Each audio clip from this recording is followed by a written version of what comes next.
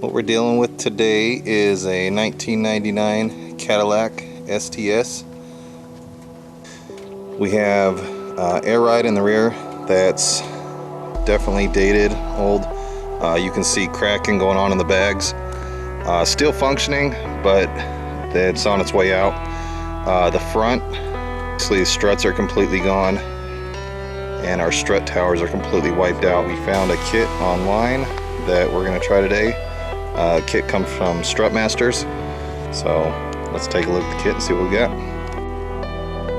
Okay, I just opened up the kit that I got from Strut Masters. I just wanted to show you exactly how the kit comes. Front struts, these are a complete passive strut, but you can see they're fully assembled. They come with the Ibach springs, which comes with some resistors that plug straight into the factory harness or factory plug. Rear kit, we ended up going with a coil spring complete passive system as well. Basically we're going to replace the air shocks that are on there, put some standard shocks, and we're going to get started tearing into the car. Basically you have 3 bolts up top here. And you can see you have your 2 guide pins. New struts come with those, so you'll guide them straight into there. You have 2 bolts here. You're going to take these nuts off here, and then you're going to drive the bolts out this way. You can see you also have some brackets here. You have a bolt here. Bolt here has to come off. And for the resistor, you see on the back of the strut, right back there is the sensor, the right sensor, and basically that's going to go to this wire here, which the end connection is going to be right beside the back side of this firewall here inside towards the engine compartment. So we'll be pulling that down in a second and then replacing the resistor. I went ahead and plugged in the resistor. And obviously we'll zip tie that back to where it's nice and neat, but as you can see it just plugs straight into the factory harness. Okay, so I have the old strut out. I just want to do a quick side-by-side comparison. As you can see, strut towers line up the same. They're all very similar to each other, with the exception of your electronic control right here. I wanted to show the procedure coming back in.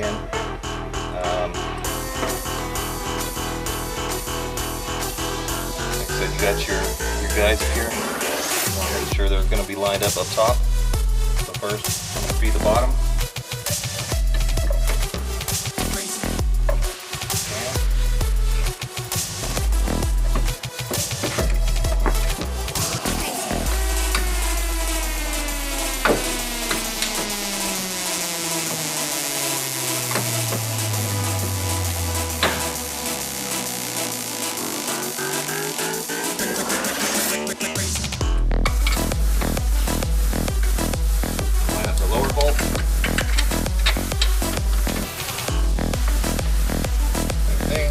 That a little tap, but I'm going to be careful not to damage or to hit my wires down here.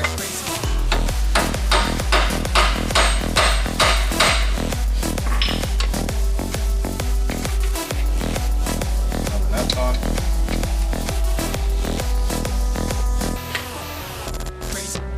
There you have it.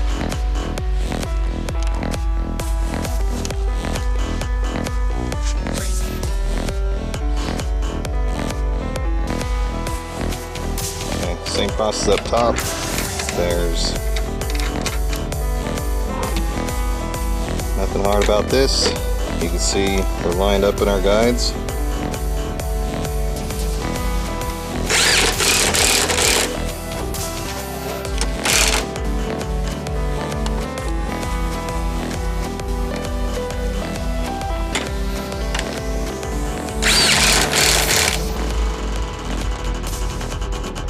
Okay, now we're focused on the rear. Just want to show you. You have to get to the top of the rear shocks from the trunk. As you can see, you've got this carpet lining and carpet kit all back here. There's some little plastic pins that you got to pop out getting access. I pulled the side cover off the other side. I want to show you what you're looking at back behind here.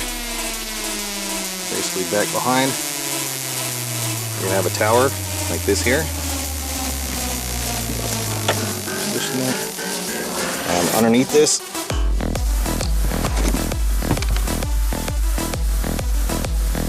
see here, you have a nut here. You're going to have one on the other side. You're going to take those off, and then you're going to remove this metal plate here from it, and then that's going to allow the top part of the shock to drop down. Okay, so I'm going to do that on both sides, and then I'm going to show you what we have to do from underneath. Okay, so we have the rear wheel off. This is pretty much what you're going to see when you take it off. As you can see, I've already unbolted the top of the upper shock, so it drops out. I've got a jack underneath the lower control arm here to support it. You can see we got a coil here, and just a note, obviously we are going to be replacing this coil and that lower isolator. To get the shock the rest of the way out position, you can see you have 2 bolts down here on the lower end of the shock, here and here. Those need to come out. We're gonna also be taking out this linkage here from the lower control arm to allow ourselves to drop a little bit further so we can actually pry the spring out. And there's the sensor. Okay, on the lower part of the shock on the back side, you can see we have our electric sensor. You follow that up the control arm. You can see we have our plug there. I'm going to unplug that, and then we're actually going to wire in the resistor, and we'll do that in a little bit.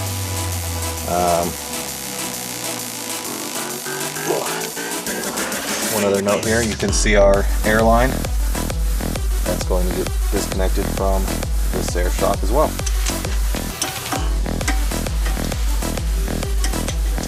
Take out the Carter pin. We're going to reuse that, so it's okay to cut it off.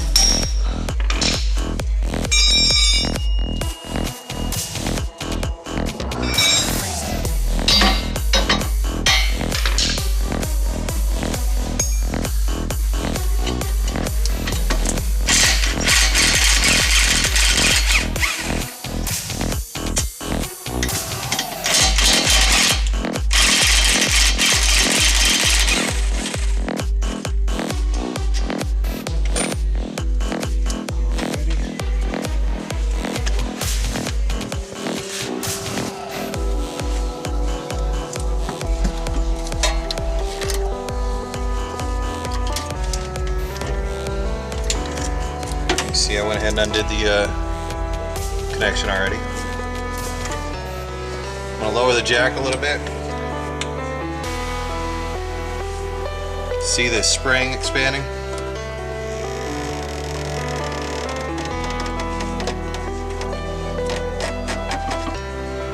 Alright, it's about as far down as it's going to go. I'm going to take a pry bar and I'm going to pry in the lower end of this spring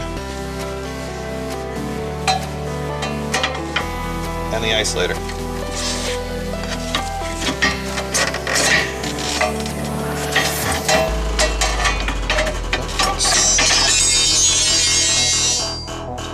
Okay, and once again, I just wanted to do another side-by-side comparison. This is the old electronic air shock that we took off. You can see the electronic here. We have the air port here, spring that we're taking out, and the isolator. This is our replacement shock. See, we have a little bit more aggressive spring to take up the difference of the air shock with the spring. Alright, now we're going to start the reinstallation.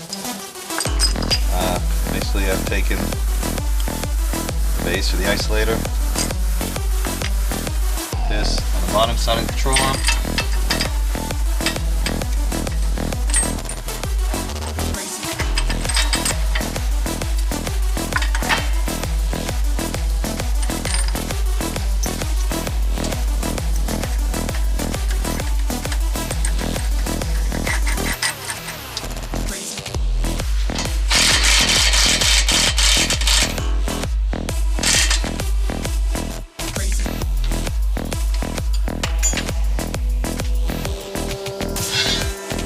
Spring, feed it through the top first. Put some pressure on the control arm so it pops in.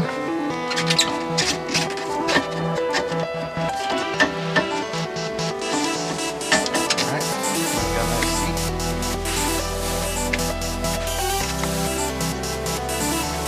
I'm going to take the shock.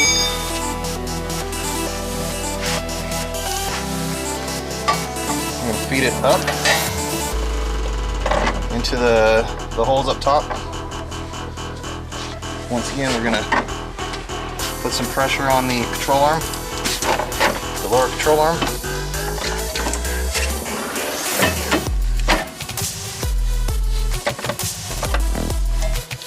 Line up the bolt holes. Okay, I just wanted to show you. When we took the old shock out, on the bottom of the old shock, you had these clips that go on the shock,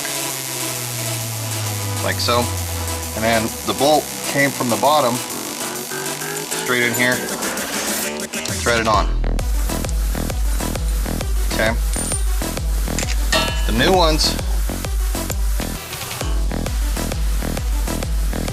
the mount is too thick to where these clips will not mount in place. The directions actually say to use these clips from the bottom and run the bolt through. That's fine. I actually choose to replace this all together, and I'm actually going to run a 5/16 bolt with a washer and a lock nut.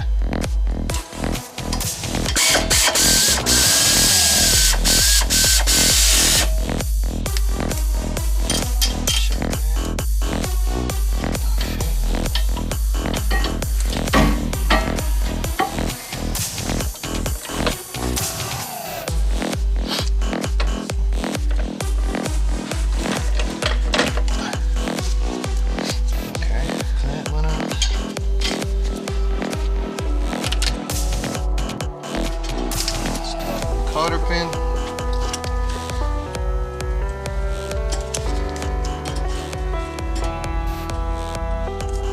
So there's a new spring in place, new shock in place.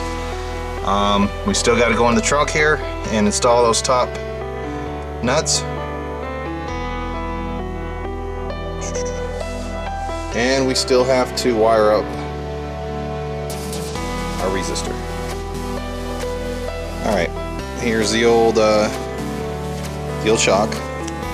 Here's the sensor and the plug. I'm going to probably actually end up splitting the wire here to where I can pigtail it back and put one connection here and one connection here to where I can put some heat shrink on, and then just have this mounted back in line with the lower control arm in its factory position.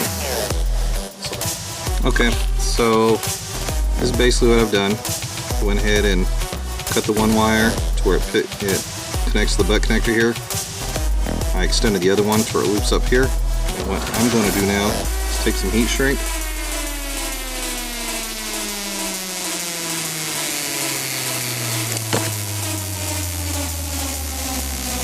sew it at the end. Now it's all ready to install.